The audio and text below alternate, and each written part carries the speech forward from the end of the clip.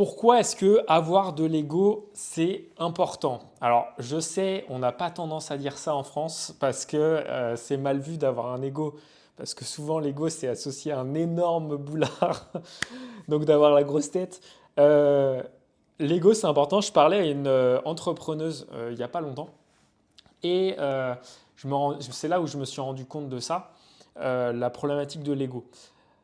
Il faut avoir de l'ego, mais pas de l'ego mal placé. Qu'est-ce que ça veut dire? Ça veut dire que, évidemment, si tu as un ego qui est trop important, donc par exemple, tu ramènes tout à toi-même, par exemple, tu dis en fait, moi, la seule chose qui est importante, c'est mon avis et les avis des autres, c'est pas bien. Tu te prends un échec, tu dis ah, c'est forcément la faute des autres. Ça, tout ça, c'est de l'ego mal placé.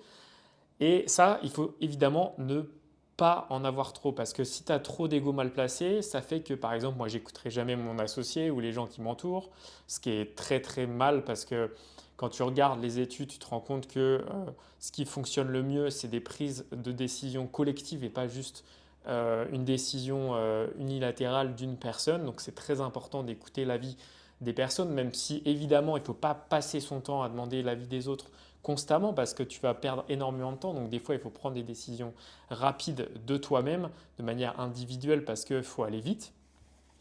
Donc il faut faire attention à l'ego mal placé, mais j'ai rencontré la situation inverse. Et le problème de la situation inverse, c'est que si tu n'as pas d'ego et vraiment pas d'ego, tu vas passer ton temps à demander l'avis aux autres et écouter l'avis des autres parce que tu te dis, OK, il ne faut pas avoir d'ego et donc tu vas échanger beaucoup avec les gens, etc. Passer ton temps à faire des réunions avec des gens, à faire des cafés, etc. Je ne dis pas qu'il ne faut pas en faire. Je pense que c'est important et j'en fais régulièrement. Mais le problème de ça, c'est que la personne en question, elle finissait par avoir 10 conseillers autour d'elle, dont moi, qui lui disaient tu devrais faire ça, plutôt ça, etc. Mais le problème de ça, c'est que tu passes ton temps à avoir des conseils qui ont rien à voir entre eux. Et le problème d'avoir constamment des conseils qui n'ont rien à voir entre eux, c'est que tu finis par ne pas prendre de décision ou de prendre une mauvaise décision parce que ça ne vient pas de ton instinct ou donc de ton gut feeling, comme diraient les Américains. Et ça, c'est pas bien parce qu'au bout d'un moment, il faut que tu apprennes à prendre des décisions toi-même et pas perdre trop de temps à perdre du temps à discuter avec 1000 personnes parce que tu as autre chose à faire. Il faut que tu montes une boîte. Et au-delà de ça, du fait qu'elle n'avait pas d'ego, elle s'est dit, OK, je vais donner des parts de ma société en échange de conseils. Parce que je pense que les conseils, c'est important.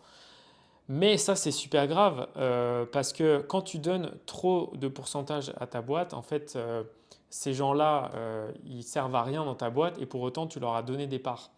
Et c'est pas en donnant trois conseils, tu devrais donner des parts de boîte.